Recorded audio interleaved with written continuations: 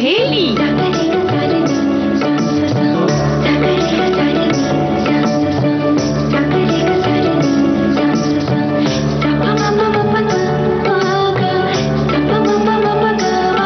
सखी सहेली।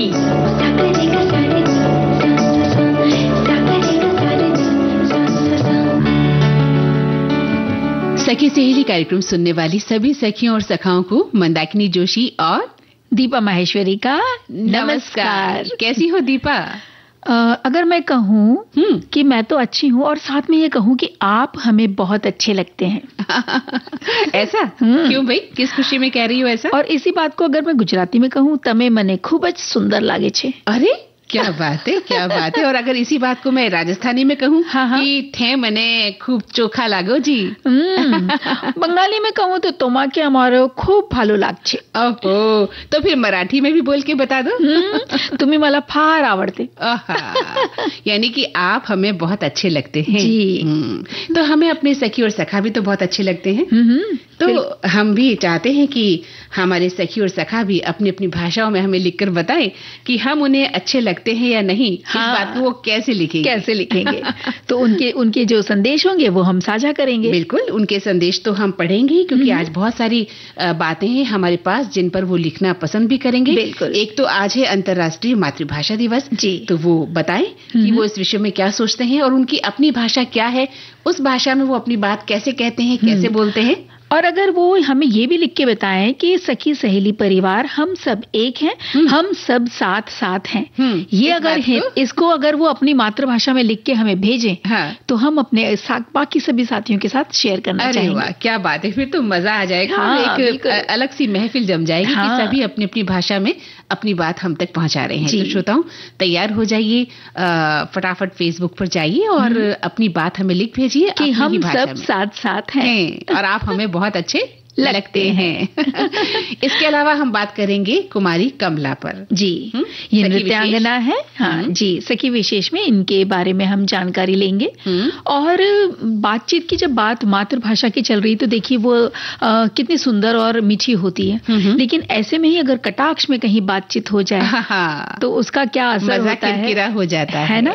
संबंध खराब हो जाते हैं, आपस में दूरियां बन जाती हैं। जी, है ना। और बहुत सारे संदेश इसी को लेकर आए हैं जो हम भी करेंगे। और चाहते हैं कि वो भी बताएं हमें कि आपने क्या कहीं किसी को अपने परिवारजनों में, मित्रों में या कहीं कार्य क्षेत्र में देखा है जो बात बात पर ताना मारते हैं। बिल्कुल सही कहा। तो उन्हें दिल में कैसा लगता है? जी, अपने घर परिवार में क्या उन्होंने किसी से ताना सुना है या उन्होंने अपने जीवन में किसी को ताना मारा है? कई बार होता है ना कि परिवार में कोई रिश्ते ऐसे होते हैं जहां पर ताना मार दिया जाता है और सामने वाले को बुरा लग जाता है। तो आप बताइए ऐसा कोई अनुभव आपके साथ जब आपने किसी को ताना मारा हो और आपके संबंध बिगड़ गए हो, या आपको किसी ने कटाक्ष किया हो, या बात बात पर कोई कटाक्ष करता है जिससे संबंधों में माधुर्य खत्म हो जाता है। जी, और आज चलेंगे साड़ियों की दुनिया में। अरे वाह, आज कौन सी साड़ी मुझे दोगी? आज देंगे पैठणी साड़ी।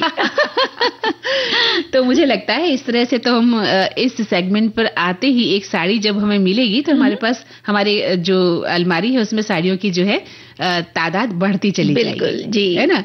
तो आज हम किस पर बात करेंगे? पैठणी साड़ियों पर बात करेंगे। बिल्कुल, तो इसके बारे में भी हमें बताइएगा कि ये साड़ियाँ कैसी हैं, क्या हमारी सखियों के पास ये साड़ियाँ हैं? अगर हैं तो वो इसे कब कब पहनना पसंद करती हैं, किस कलर की साड़ी वो पहनना पसंद करती हैं और सबसे अच्छा कलर उन्हें कौन सा लगता है, इस पर भी चर्चा आज करेंगे। तो अब क्या करें, एक गीत सुन लेते हैं। अरे वाह, बिल्कुल एक गीत सुन लेते हैं और शुरुआत करते हैं।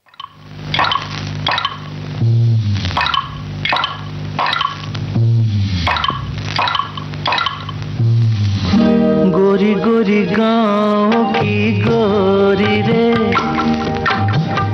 किस लिए बुन रही गोरी रे? वो पिया डोरी से बांध ले गोरी रे, भागे जो करी के तू चोरी रे। हे जिया गोरी गोरी गाँव की गोरी रे,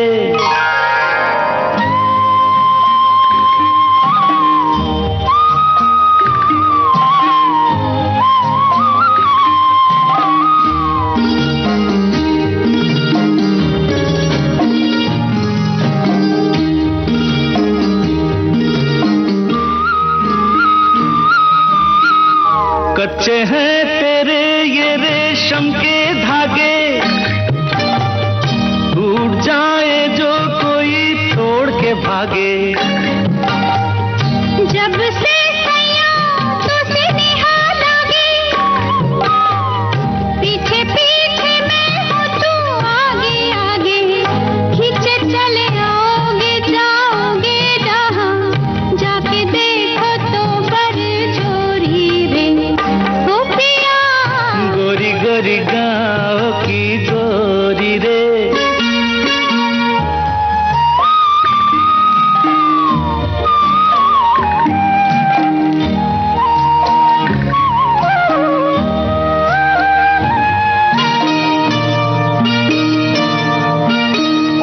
मैं तो उड़ जाऊंगा एक पंछी जैसे, मुझे तू बंदी बना लेगी कैसे। तुझे मैं बंदी बना दूंगी कैसे, सैया भैया में भैया डाल के ऐसे, तोरे होठों से लग जाऊंगी मैं, बन के बांसुरिया तोरी रे ओ पिया। गोरी गोरी गाँव की गोरी रे।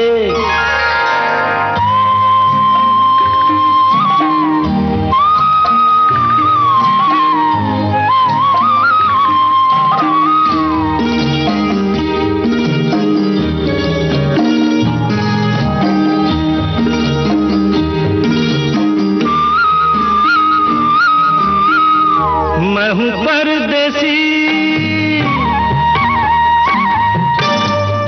मैं हूँ परदेसी, सुन ले फिर ना कहना, चला जाना है यहाँ नहीं रहना। तेरा रास्ता देखेंगे मेरे नैना, यूं ही दिन बीतेगा बीतेगी रहना, चाहे छुप जा तू घटाओं में चंदा, ढूंढ ही लेगी ये चकोरी रे ओ पिया। ओ गोरी गोरी गोरी गाँव की गोरी रे, किस लिए बुन रही डोरी रे।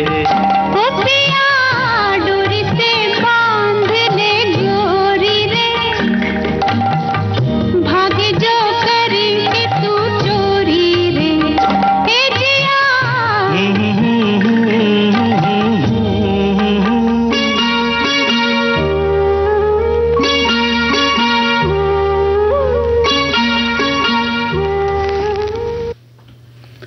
बहुत सारे संदेश आ गए हैं मंदाकिनी जी, देखा आपने जो अपनी अपनी मातृभाषा में कितना प्यारा प्यारा लिखकर भेज रहे हैं। भाई सभी ने लिखना शुरू कर दिया है और ये भी बता दिया है कि भाषा तो एक डोर है जो हमें आपस में एक दूसरे से बांधती है। एक श्रोता लिखते भी हैं कि भाषा वो डोर है जो सभी को एक साथ बांधती है और इसी रिश्ते को मजबूत करने के लिए हर साल 21 फरवरी को अंतर्राष्ट्रीय मातृभाषा दिवस यानी इंटरनेशनल मदर लैंग्वेज डे मनाते हैं। भाषा मानव जीवन में एक महत्वपूर्ण भूमिका निभाती है। भाषा के माध्यम से व्यक्ति दूसरे व्यक्ति के साथ विचारों का आदान प्रदान करता है। और आप बताइए इन्होंने क्या क्या लिखा है। देखिए बहुत सारे संदेश आए, मैं एक एक करके पढ़ती जाती हूँ। ये गुजराती में है। ये लिखा है मातृभाषा की शुभकामनाएं, फिर लंबो डागलो मुच्छो वंगड़ी शीरे पगड़ी रती हूँ छेला छबीलो गुजराती। अरे वाह बहुत सुंदर बहुत सुंदर। और एक लिखते हैं कि हूँ गुजराती, हूँ गर्वी गुजरातण, गुजराती मारी मातृभाषा, મારી મધરી મીઠી ગુજરાતી ભાષા પૂરા વિશ્વમાં બોલાય છે, મને ગુજરાતી હોવાનો ગર્વ છે। જય જય ગરવી ગુજરાત। વિશ્વના તમામ નાગરિકોને मातृभाषा दिवसની बधाई અને शुभकामनाएं। हाँ, आप सभी को भी मातृभाषा की बहुत बहुत शुभकामनाएं। अब ये एक और आया है, सखी सहेली एगो हमार दूसरा परिवार बा और वो परिवार तोहरी जैसन हमारा के निक लागेला। हाँ बहुत सुंदर बहुत सुंदर। और ये लिखते हैं, देखिए अपनी मातृभाषा पर गर्व करो, सम्मान करो, कभी मत भूलो, लेकिन इसके साथ दूसरी भाषा का द्वेष मत करो। मेरी मातृभाषा मेरी आन है, शान है, जान है, इसके साथ मुझे दूसरी भाषा का भी अभिमान है। देखिए कितनी अच्छी बात है। हाँ। अपनी भाषा का भी सम्मान और जो दूसरी भाषाएं, क्योंकि हमारे देश में विविधता ही इतनी है भाषाओं की, लेकिन सबका सम्मान है। एक और मातृभाषा की इसका संदेश पढ़ूं? हाँ बिल्कुल। ये इंदौरी भाषा में ये कह रहे हैं, ओ मैडम और दीदी, हमको आप बहुत बेहतरीन लग रही हैं, बहुत झकास लग रही हैं दीदी जी। और इनका कहना है कि सखी सहेली एगो हमार दूसर परिवार माँ और वो परिवार तोहरी जैसन हमरा के नीक लागेला। क्या बात। और एक और है, सखी सहेली हमारा जीवन नु अभिमान अंग 6। और इन्होंने लिखा है कि देशाची सुरेली तान विविध भारतीच्या सर्व श्रोत्यांना नमस्कार. मला विविध भारतीचे सर्व कार्यक्रम आवडतात. विशेषतः सखी सहेली ज्यात आम्हाला आमचे मत फेसबुकवर मांडता येते. क्या बात है, बहुत सुंदर. तो अब एक और है ये भी पढ़ देते हैं. अगर कहे कि हव ते इहे कहब की ईगो ई गुलिस्ता हमारा और इही हो. वाह, बहुत बहुत आप सभी का स्वागत है. आपने अपनी अपनी भाषा में ये बात लिखी है कि हम अपनी मातृभाषा से, अपने देश से हम सब प्रेम करते हैं और हम सब साथ साथ हैं. जी बिल्कुल सही कहा. कि कहते भी हैं दीपा कि ऐसी बानी बोलिए मन का आपा खोए और उनको शीतल करे आप हूँ शीतल होए. जी. और जिस भी घर धर्म में पैदा होते हैं वहाँ की जो बोली बोली जाती है उसमें अपने आप को हम कितने अच्छे तरीके से व्यक्त कर पाते हैं, ये हमें जानना चाहिए. बिल्कुल. और जब हम बहुत ज्यादा दुखी होते हैं ना मंदाकिनी जी, या बहुत प्रसन्न रहते हैं, तो आपने हमेशा देखा होगा, हम सबने ही ये चीज महसूस की है कि हम जो भी व्यक्त करना चाहते हैं ना उस वक्त हम अपनी मातृभाषा में ही करते हैं, है ना. बहुत अधिक गुस्सा आ गया या बहुत खुश हो गए तो हमारे मुंह से वो जो हमारे घर में बोली जाती है वही बोली हम बोलते हैं. और यही है हमारी भाषा की सुंदरता. जी, है ना. और आज जैसा कि हम अंतर्राष्ट्रीय मातृभाषा दिवस मना रहे हैं, हर साल 21 फरवरी के दिन ये मनाया जाता है. और इस दिन को मनाने की शुरुआत बांग्लादेश द्वारा की गई थी और साल 1999 में यूनेस्को जनरल कॉन्फ्रेंस ने इस पर हामी भर दी थी. इसके बाद से 21 फरवरी 2000 से ये दिन विश्व भर में मनाया जाने लगा. बिल्कुल. और वक्त का कुछ ऐसा फेर बदला कि हम बड़े शहरों में रहने लगे और काम काज में जो भाषा की आवश्यकता होती है हम उसको ही अपनाने लगे हैं. ऐसे में अपनी मातृभाषा का संरक्षण होना अत्यंत आवश्यक है, इसलिए इस दिन का महत्व है. बिल्कुल. और हमारे देश में तो भाषाओं की बहुत ही सुंदर विविधता है. हर प्रांत, हर क्षेत्र में हम अपनी बोली बोलते हैं, उसकी अपनी एक मिठास है. बिल्कुल. है. और लेकिन यहाँ पर हम एक छोटा सा अंतराल लेना होगा दीपा. अंतराल के बाद हम फिर से लौटते हैं. जी.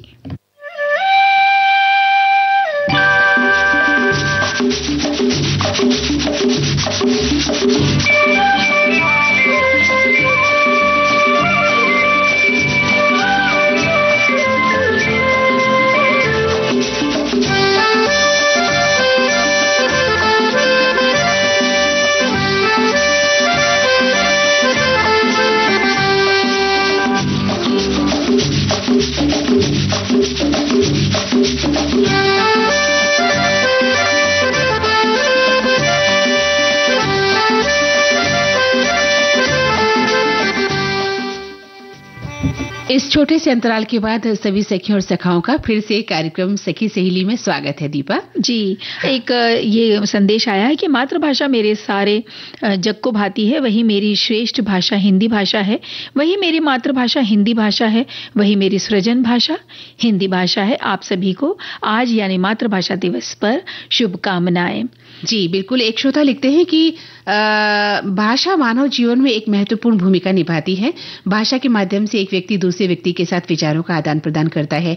दुनिया भर के कई देशों, राज्यों, कस्बों और क्षेत्रों में अलग अलग भाषाएं बोली जाती हैं. कहीं धार्मिक भाषा का अंदाज अलग है तो कहीं बातचीत का लहजा अलग है. लेकिन इसके बावजूद हर भाषा लोगों से संवाद करने का सबसे महत्वपूर्ण माध्यम है.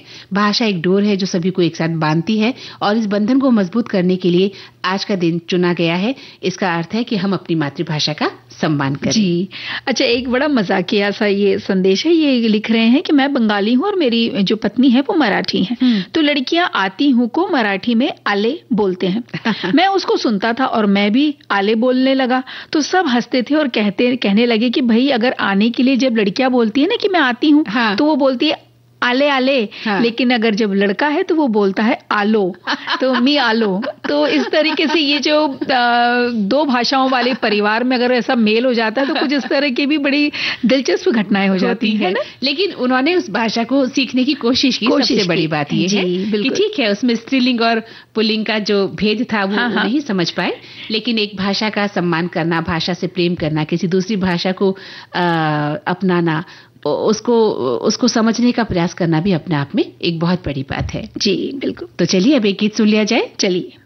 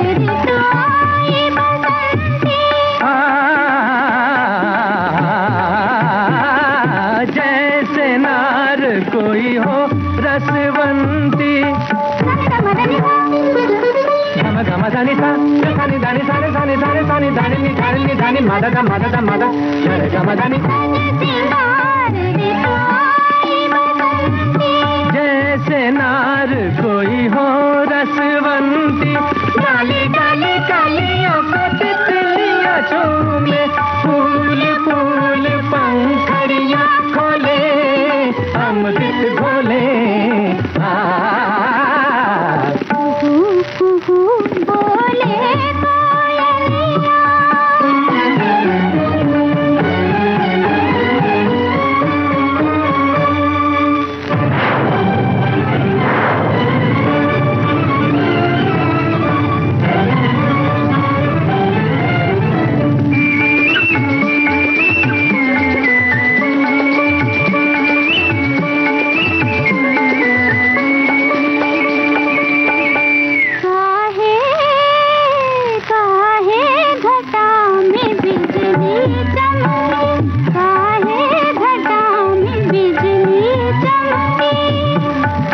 सकता है मेघराज ने बादरिया का शाम शाम मुख चूम लिया हो सकता है मेघराज ने बादरिया का शाम शाम मुख चूम लिया हो। चोरी चोरी मन पंछी उड़े, नैना जुड़े,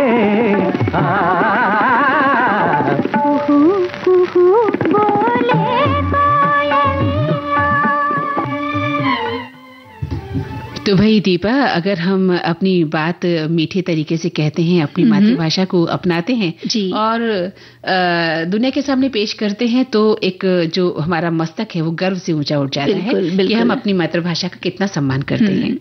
एक संदेश बस ये पढ़ना चाहती हूँ, बहुत सारे आए हैं, एक ही पढ़ना चाहती हूँ। हमारा सहयात्री अटूट आमोदर मानसिक बंधन, यानी कि हम साथ साथ हैं, इसका उन्होंने बंगाली में अनुवाद करके हमें भेजा।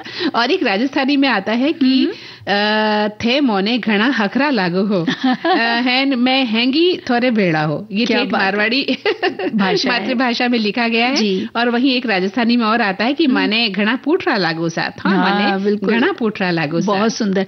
एक और है की तुम्ही दोघी आणि सगळ्या मैत्रिण्या मला खूप खूप आवडता, यासाठी सहली मंचावर आपण एकमेकींच्या सवे हातात हात घेऊन अगदी आनंदात असतो, सुख दुःखाच्या गोष्टी करतो। अरे वाह, क्या बात है। यानी सब अपनी अपनी भाषा में, मातृभाषा में अपनी अभिव्यक्ति से आज हमें कह रहे हैं और बहुत खूबसूरत लग रहा है, अच्छा लग रहा है। बहुत ही खुशी हो रही है कि सब अपनी अपनी भाषा में अपनी बात कहना पसंद कर रहे हैं कि हम सब साथ साथ हैं और हमें आप बहुत अच्छे लगते हैं।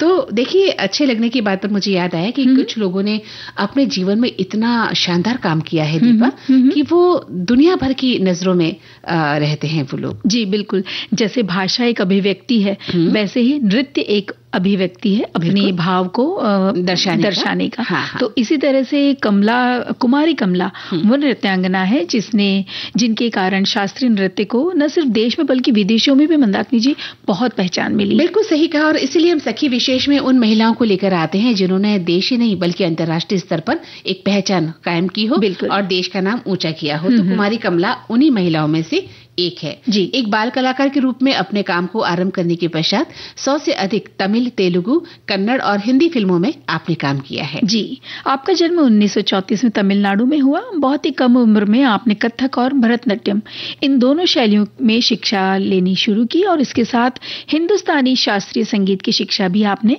ग्रहण की। और एक सांस्कृतिक कार्यक्रम के दौरान उस समय के प्रसिद्ध तमिल फिल्म निर्देशक A.N. कल्याण सुंदरम अय्यर ने आपकी प्रतिभा को पहचाना और अपनी फिल्मों में काम करने का मौका दिया।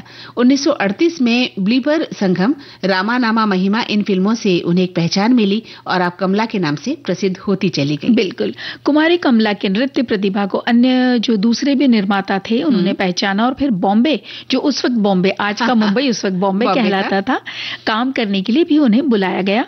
जैसे 1938 में जेलर, 1943 में किस्मत और राम राज्य इन फिल्मों में आपने काम किया है। बिल्कुल, और 1944 में तमिल फिल्म जगतल प्रतापन और फिर 1945 में श्रीवल्ली नाम की फिल्म में दोहरी भूमिका निभाई उन्होंने और मीरा में कृष्ण की भूमिका नाम था इरुवर। तो ये वो फिल्में थी जिसने तमिल सिनेमा पर बहुत गहरा प्रभाव डाला और कहते हैं कि इस फिल्म को सांस्कृतिक क्रांति के रूप में माना जाता था। जी बिल्कुल। 1953 में कमला को रानी एलिजाबेथ द्वितीय के राज्याभिषेक समारोह के दौरान प्रदर्शन करने के लिए भी उन्हें आमंत्रित किया गया था। 1950 में उन्होंने चीन और जापान में भी प्रदर्शन किया और 1970 में भारत सरकार ने उन्हें भारत के जो पुरस्कार है हमारा पद्म भूषण उससे भी सम्मानित किया है। तो 1975 की बात अगर हम करें तो ब्रांता प्रोफेसरशिप से सम्मानित होने के बाद कोलगेट विश्वविद्यालय में 2 कार्यकालों के लिए भी उन्होंने नृत्य की शिक्षा दी और 1980 में कमला स्थायी रूप से न्यूयॉर्क चली गईं और शास्त्रीय नृत्य वहां उन्होंने सिखाना आरंभ कर दिया। उन्होंने लॉन्ग आइलैंड में एक नृत्य विद्यालय की स्थापना भी की और 2010 में उन्होंने कला में उनके योगदान के लिए उन्हें बहुत सारे पुरस्कार भी दिए गए। जी, और जैसे पुरस्कार की तो लंबी उनकी लिस्ट है। जैसे 67 में उन्हें मिली कलेमामणि मणि, ये उन्हें पुरस्कार मिला और बाद में केंद्रीय संगीत नाटक अकादमी पुरस्कार भी उन्हें प्राप्त है। जैसे अभी आपने बताया पद्म भूषण उन्हें प्राप्त है। कोलगेट विश्वविद्यालय से ब्रांता प्रोफेसरशिप, श्रुति फाउंडेशन की ओर से ई कृष्ण अय्यर पदक ये उन्हें प्राप्त है। और मद्रास संगीत अकादमी से प्लैटिनम जुबली पुरस्कार उन्हें मिला। राष्ट्रीय विरासत फेलोशिप ये पुरस्कार भी उन्हें दिया गया। साथ ही चौथे Saint Louis Indian dance festival में Surya lifetime achievement award से भी उन्हें नवाजा गया। जी, उनकी फिल्मों की भी एक बहुत लंबी लिस्ट है, बहुत लंबी फेहरिस्त है। जैसे कुछ खास नाम है: राम नाम महिमा, कंचन, चांदनी, किस्मत, राम राज्य, जगतल प्रतापन, ए मगन, एकम वंदन, ये ऐसी इनकी कुछ खास फिल्में हैं। हाँ, तो अब हम क्या करने वाले हैं? अब हम एक गीत उन्हीं की फिल्म जिनमें उन्होंने काम किया उसमें से एक गीत हम सुनने वाले हैं।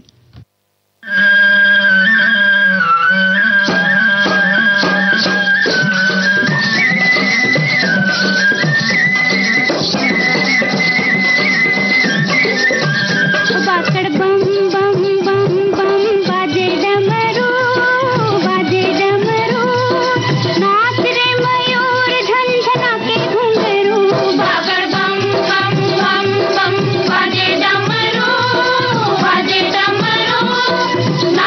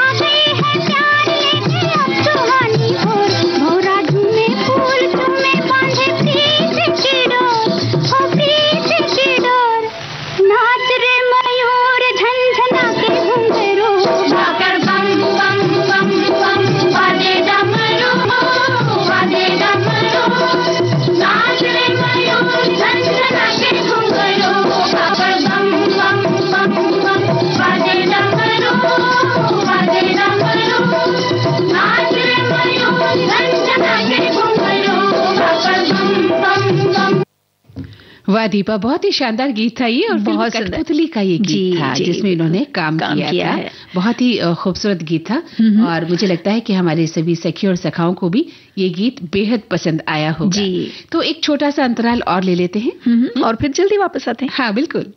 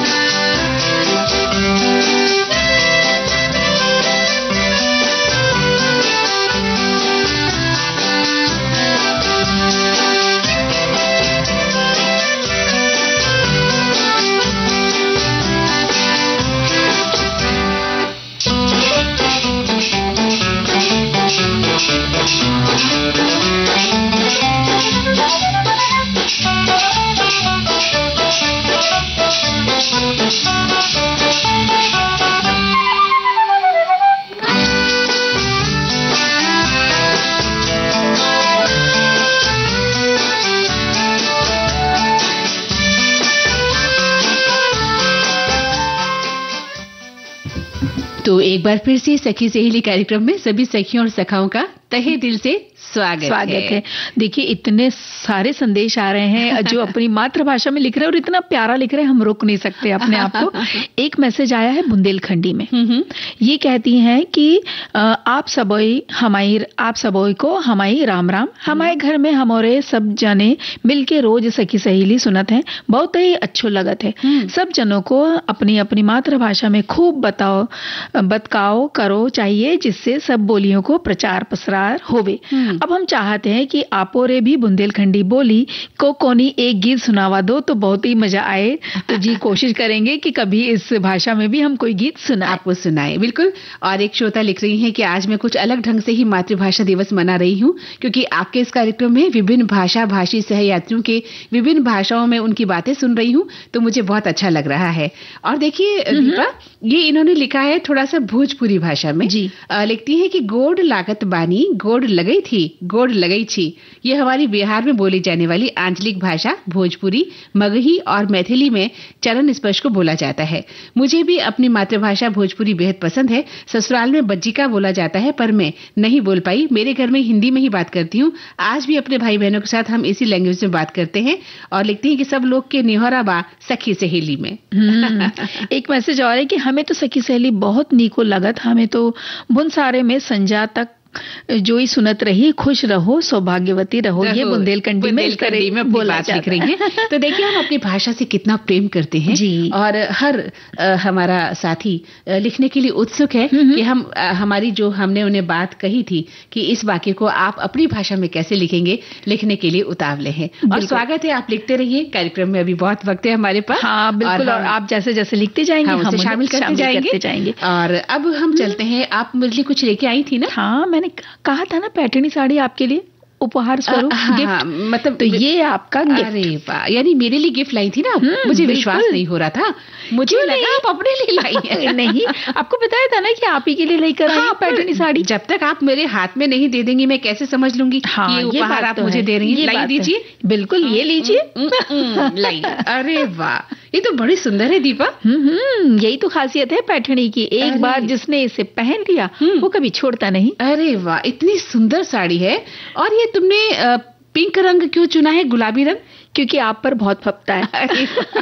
और इसमें ये जो पल्लू तो बताएंगे ही। हाँ? ये जो पूरी साड़ी का जो पादर है, देखिए इसमें जो बॉडी है, इसमें कितना सुंदर रेशम के बूटे बने, बहुत सुंदर। ये सब हाथ से बने हैं। जो बॉर्डर है, ये जरी की जो बॉर्डर है, इसमें जो ये तोते का और ये बेल बूटों का काम है, ये भी हाथ से किया है। ये बिल्कुल क्लासिक लग रही है साड़ी। तो बहुत बहुत शुक्रिया। और जब आप पूरी साड़ी खोलेंगे और इसका पल्ला देखेंगी, तब आप हमें याद करिए और बताइएगा कि कैसी लगी। क्या बात है। तो आपने मुझे पैठणी साड़ी दी है और मैं अपने श्रोताओं से कहना चाहूंगी कि आप भी कोशिश करें इस साड़ी को देखने की, खरीदने की और इसके बारे में जानने की कि आखिर साड़ियों की दुनिया में पैठनी साड़ी क्या मायने रखती है। इसके बहुत मायने हैं क्योंकि इसका इतिहास 2000 साल से भी पुराना है। अच्छा। जी, ये एक 6 यार्ड का कपड़ा नहीं कह सकते इसको, बल्कि जरी और इसकी सुंदरता, रंगों के मेल की एक अद्भुत कहानी कहलाती। हाँ, तो जाहिर है कि आज हम जिस साड़ी के बारे में बात कर रहे हैं, जिस साड़ी की बुनाई के बारे में बात करने जा रहे हैं,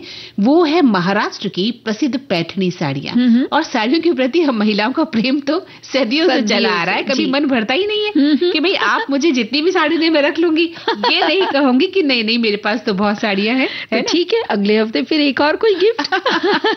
क्या बात है। तो ये हमारी परंपरा के रूप में हमने अपनी माताओं से मिला होता है। बिल्कुल। और हम इसे बड़ा संभाल कर भी रखती हैं साड़ियों को।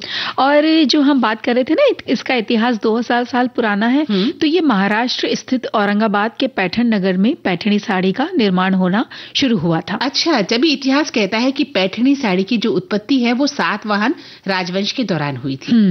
और जैसे हमारा देश प्राचीन काल से ही अपने हथकरघा और कपड़ा बुनाई उद्योग के लिए जाना जाता है, तो जब दूसरी शताब्दी में जब रोमन व्यापारियों के साथ हम लोग व्यापार करते थे, उस समय ये कपड़ा विशेष रूप से ये जो रेशम का और मलमल का कपड़ा ऐसा था जिसको रंगा भी जा सकता था, इस पे कढ़ाई भी की जा सकती थी। तो वहां उस वक्त ये उत्पत्ति पैठण से हुई थी। और पैठणी तो एक ऐसा ये हथकरघा खजाना है जो पूरी तरह से रेशम और जरी, ये जो जरी है ये सोने या चांदी के धागे से बनी हुई होती थी उस वक्त। आज तो बहुत महंगी हो गई है, हालांकि बनती है, अब भी बनती है। बहुत महंगी वो वाली साड़ियां होती हैं, लेकिन उस वक्त ये असल सोने और चांदी के धागों से बनी होती थी। जी। तो पैठण जो है दूसरी शताब्दी ईसा पूर्व से ही एक समृद्ध व्यापार और कपड़ा शहर रहा है। हालांकि पैठणी शिल्प वास्तव में 17वीं शताब्दी में फला फूला और 19वीं शताब्दी की शुरुआत में अपने चरम पर पहुंच गया। निजामों के दौर में और पेशवा साम्राज्य काल में पैठणी को अत्यंत ही समृद्धि भी मिली थी। जी। और पैठनी सोने और चांदी की जरी वाली एक शुद्ध रेशमी साड़ी है जिसका उद्गम यादवों के ब्रोकेट से हुआ जो पैठण से मंगाए जाते थे। इन ब्रोकेट के कई इतिहास भी हमें मिलते हैं, जैसे जिसमें गंगा वर्णी यानी गंगा की छाया में इस तरह का कुछ डिजाइन होता है। बोरा जेल बोलते हैं जिसमें फूलों की टहनियों के साथ ब्रोकेट होता है। और एक माल गांधी होता है जो उस समय यादव साम्राज्य में लोकप्रिय एक बनावट वाला ये कपड़ा शामिल होता था। बिल्कुल। और पारंपरिक पैठणी की बात करें तो पारंपरिक पैठणी जो साड़ी है वो शुद्ध रेशम से हाथ से बनाई जाती है और पारंपरिक रंगों में रंगी जाती है। तो रेशम जो मूल रूप से बेंगलोर या मैसूर से मंगाया जाता था और जरी गुजरात के विभिन्न स्थान जैसे कि सूरत से मंगाई जाती थी विशेष रूप से। तो रेशम और जरी की तैयारी, रंगाई और बुनाई सभी काम पैठण में किए जाते थे। और पैठणी को इस तरह से हम समझ सकते हैं जैसा कि अब आप समझाने भी वाली हैं। जैसे एक बॉडी यानी कि पूरी जो उसका अंग जो हुआ साड़ी का, तो ये सादा या सजा हुआ कपड़ा कहता है इसको। और छोटी छोटी बूटियों के साथ रेशम से बुना हुआ था। जैसे आपकी साड़ी में देखिए बीच बीच में लग रहा है ये बूटियां दिख रही हैं। अलग अलग डिजाइन की ये हो सकती है। साड़ी की कुल लंबाई 6 वारी हो सकती है या 9 वारी भी हो सकती है क्योंकि महाराष्ट्र की खासियत है ना ये साड़ी। तो यहाँ पे 9 वारी साड़ी भी पहनी जाती है जिसमें एक वार के कपड़े के 1 गज के बराबर होता है यानी 1 मीटर का आप बोल लीजिए। और इसमें आम पैठणी की लंबाई 6 गज या 9 गज होती है। और जो किनारे की बात अगर हम करें जिसे हम काठ कहते हैं, तो साड़ी का जो किनारा है वो जरी से बना होता है। अभी आपने जो मुझे साड़ी दी इसकी जरी देखो कितनी सुंदर है। बिल्कुल है ना। बहुत ही खूबसूरत किनारा है इसका। ये इसलिए होता है दीपा ताकि कपड़े को मजबूती मिले और किनारों को घिसने और फटने से भी हम बचा सकते हैं। तो इसे काठ के नाम से भी जाना जाता है क्योंकि जो काठ है वो पारंपरिक रूपांकनों से सजाया जाता है। और बुनकर के कौशल और साड़ी के लिए चुने गए डिजाइन के आधार पर इसकी मोटाई 2 इंच से लेकर 12 इंच तक होती है। जी। और काठ साड़ी के दोनों किनारों पर होता है। बिल्कुल। और फिर होता है पल्लू यानी पदर। पदर की अपनी अनूठी डिजाइन होती है। इसमें आमतौर पर मोर, फूल, पत्तियां, अलग अलग तरह की आकृतियां होती है। और साड़ी के एक छोर पर जटिल रूप से बनी हुई जरी की लगभग 24 से 36 इंच तक की भी इसमें लंबाई हो सकती है। हाँ, बिल्कुल सही कहा आपने। और एक बात और कहना चाहती हूँ कि जो पारंपरिक रूप से इस्तेमाल किए जाने वाले रंग हैं जैसे कि गहरा पीला हल्दी की जड़ से प्राप्त जो किया जाता है और हल्का पीला गेंदे के फूल की पंखुड़ियों से प्राप्त किया जाता है। तो गहरा पीला और नारंगी रंग जो है पापड़ खार यानी सोडियम बाइकार्बोनेट और कपिला यानी मेलोटस फिलिपेंसिस पाउडर से प्राप्त किया जाता है। साथ ही कच्ची हिरवा या बोतल हरा रंग गुलमोहर की पत्तियों से प्राप्त किया जाता है और केसर को हल्दी और नोनी के पौधे के साथ मिलाकर गहरे आम के पीले रंग का भी रंग बना दिया जाता है, जिसमें फिटकरी को रंग द्रव्य के रूप में मिलाया जाता है और लेवेंडर और नीले रंग के शेड इंडिगो को लाल और काले जैसे कई अन्य रंगों के साथ मिलाकर भी बनाया जाता है। तो गहरे लाल, मैजेंटा रंग और अकेशिया अरबिका और अरेबिका जो कटेचू पेड़ है उनके हिस्सों से ये प्राप्त किए जाते हैं। यानी बहुत गहरी प्रक्रिया है, बहुत गहरी, बहुत जी। और अब एक पहले गीत सुनते हैं जी।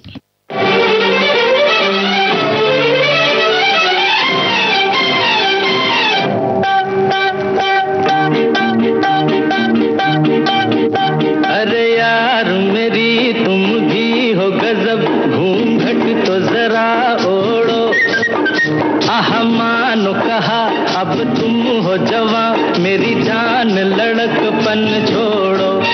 जब मेरी चुनरिया मलमल की, फिर क्यों न फिरूं झलकी झलकी।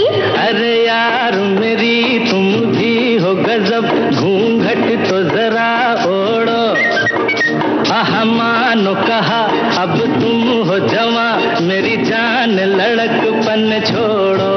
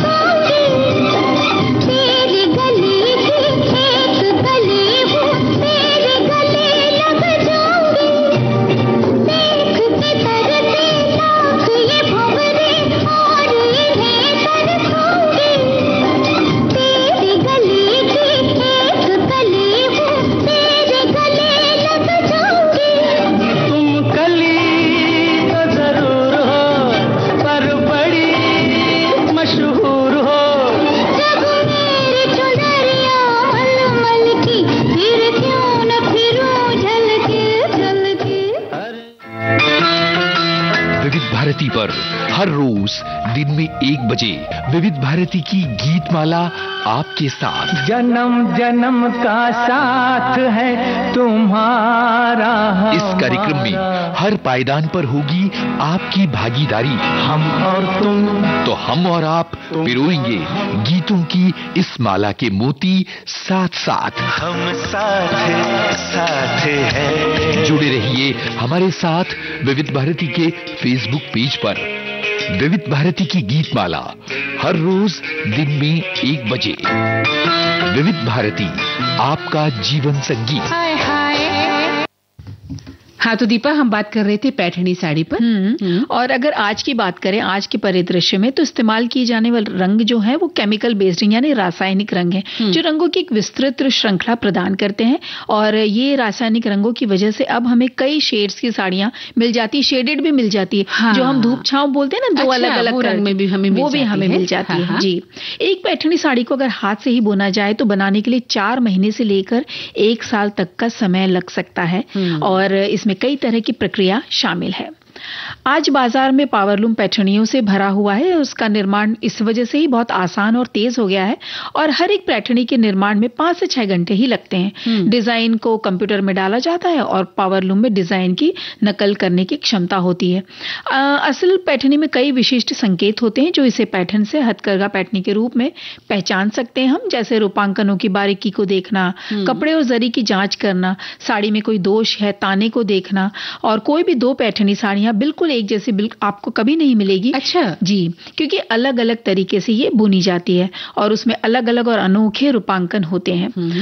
हालांकि पावरलूम साड़ियां समान होती हैं और निर्माण में आसानी के कारण इन पैठनियों की कीमत बहुत कम हो गई है जो पावरलूम से बनती है उनकी। और इनकी रेंज आप यूं कहिए कि 1500 रुपए से लेकर 10,000 के बीच तक हो सकती है।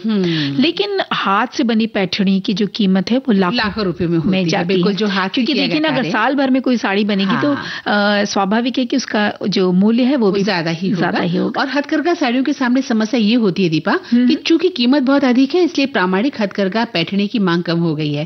और ये बात भी सच है कि पैठनी साड़ियां महाराष्ट्रीयन दुल्हन की पहली पसंद होती हैं। जी हाँ, हथकरघा से बनी है साड़ियां महंगी जरूर होती हैं लेकिन आपके धरोहर का एक रूप बन जाती है और इस धरोहर को हम सबको संजोने की आवश्यकता है। बिल्कुल, है ना जी। तो अब हमारे श्रोता क्या लिख रहे हैं? हाँ, एक हमारे श्रोता ने लिखा है कि हम सुन नहीं पाए क्या लिखना है अपनी भाषा में।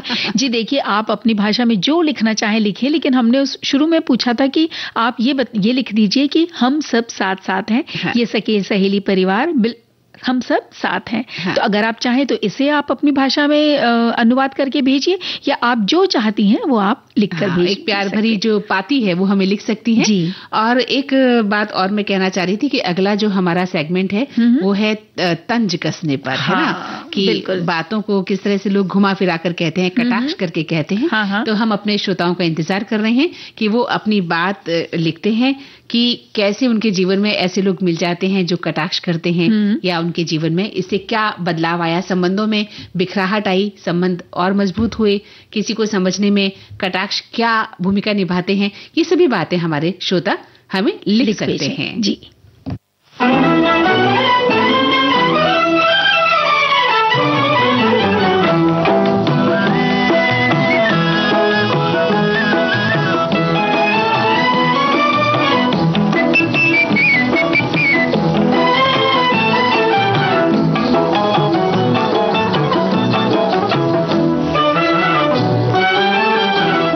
घूंघट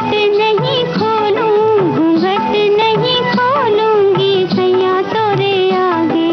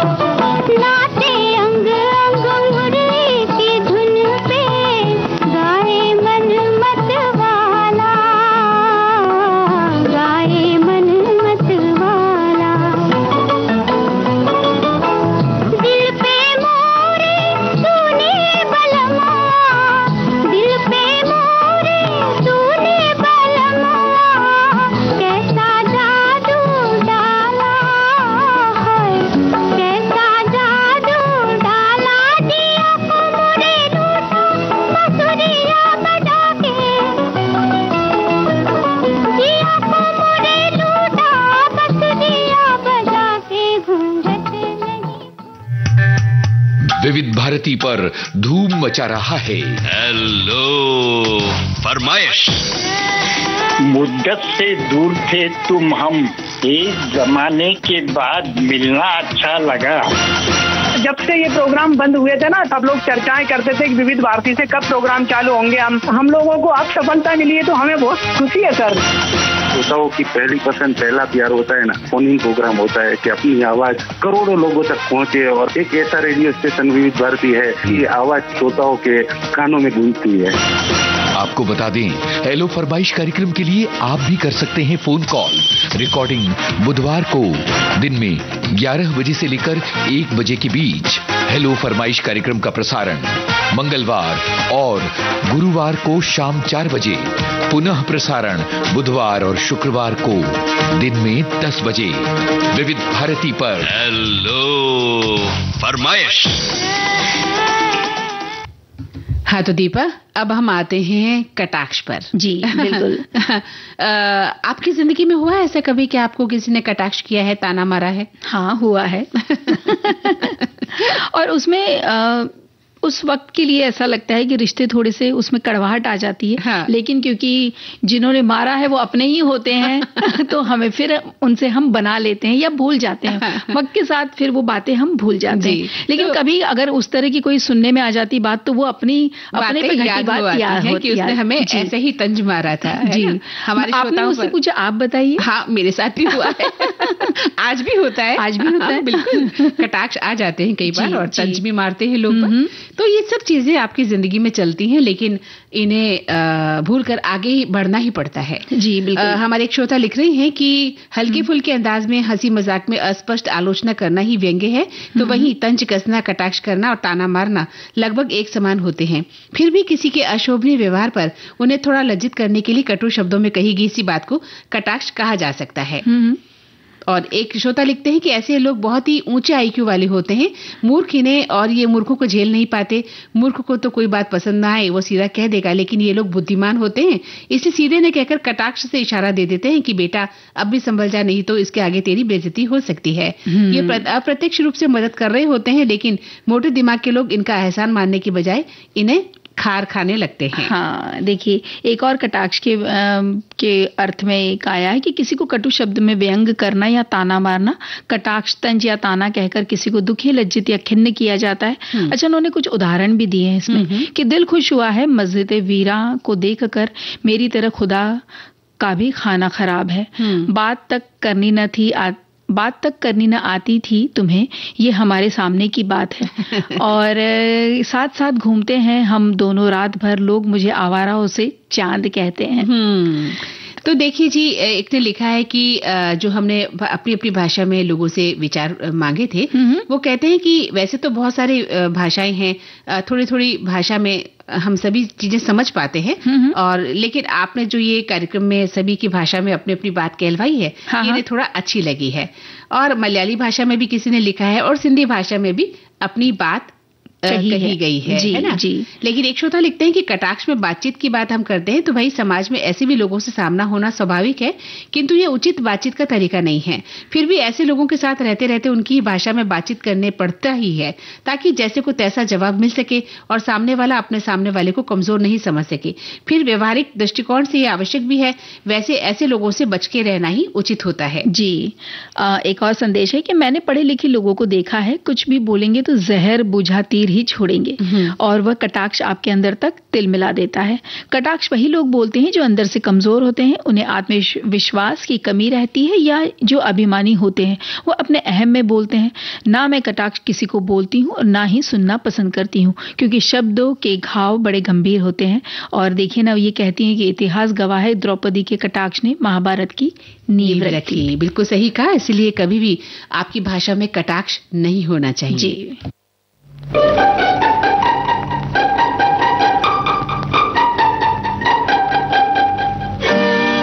धीरे धीरे बोल, कोई सुनना ले, कोई सुनना ले। धीरे धीरे बोल, कोई सुनना ले, कोई सुनना ले। तेज से कलियां चुनना ले, कोई चुनना ले। हम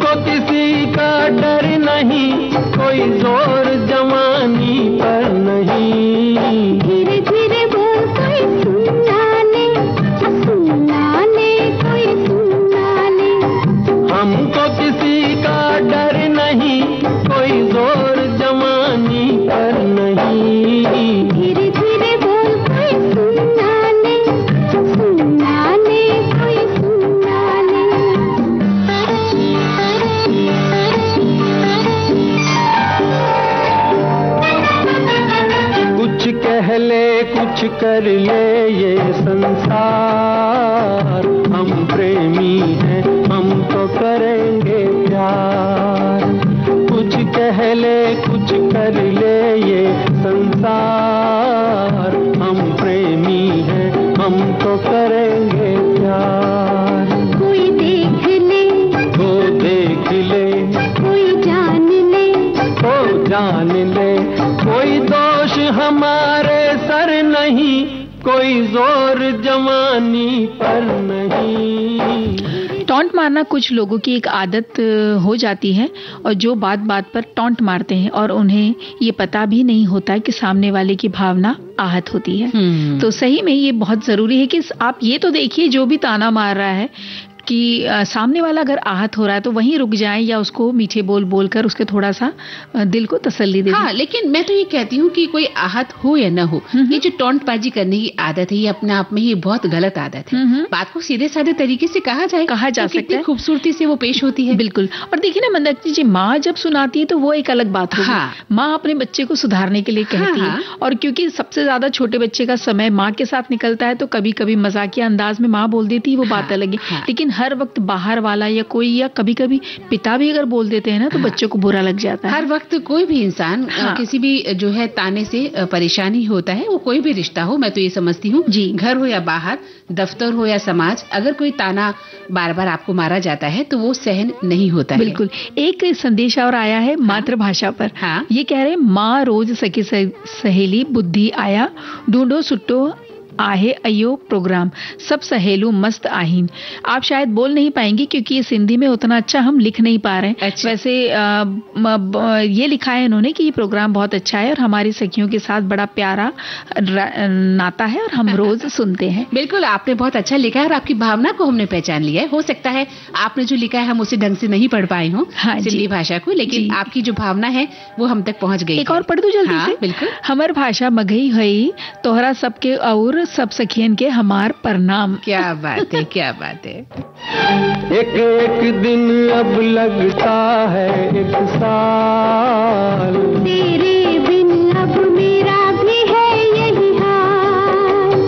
एक एक दिन अब लगता है एक साल, तेरे बिन अब मेरा भी है यही हाल। आ प्यार कर दुनिया से डर, मत दूर जा मत पास आ, मैं शीशा हूँ पत्थर नहीं, कोई जोर जवानी पर नहीं। धीरे धीरे बोल कोई सुनना ले। भाई दीपा, अब तो धीरे धीरे बोलना है ना तेज तेज बोलना है क्योंकि कार्यक्रम का जो समय है वो बिल्कुल समाप्त हो चला है। तो सखी सहेली कार्यक्रम से मंदाकिनी जोशी और दीपा माहेश्वरी का नमस्कार।